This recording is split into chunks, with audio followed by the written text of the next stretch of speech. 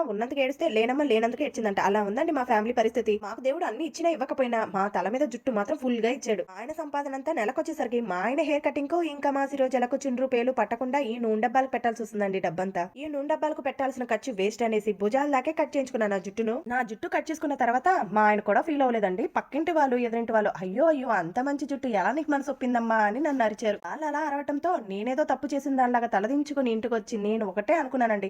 ఇంకెప్పుడు నా జుట్టు కట్ చేసుకోకూడదని. వీళ్ళంతా నా జుట్టు మీద అభిమానంతోనే చెప్తున్నారు కదా అనిపించింది మనసుకి. అద్దె కూడా పుట్టగానే జుట్టు దబ్బాలే క్యూట్ గా కనిపించారు. ఎక్కువ శాతం పిల్లలకి జుట్టు ఎక్కువగా ఉండదు కదా పుట్టిన పిల్లలకు. సరే సరే నీ జుట్టు కోల మాకెందుకమ్మా అంటున్నారా? మరి ఏం చేస్తానండి, నాకు ఎక్కువగా వచ్చే కామెంట్స్ మీ హెయిర్ గ్రోత్ టిప్స్ చెప్పమని. నేను ఎంత చెప్పినా మీరు నమ్మరు కదా. హెయిర్ గ్రోత్ అనేది వాళ్ళ జీన్స్ బట్టి ఉంటదని. ఉన్న జుట్టు పోకుండా ఏదైనా టిప్స్ ఉపయోగించి కాపాడుకోవచ్చు, అంతేకాని మనం ఏం చేయలేం. ఈ మధ్య కొంతమంది అడవి దయ్యాల్లాగా మగవారు జుట్టు మోకాల దాకా పెంచుకొని మీకు ఇలాంటి జుట్టు కావాలి అంటే ఈ ఆయిల్ వాడండి అని చెప్పే పిచ్చి మాటలు విని మోసపోకండి.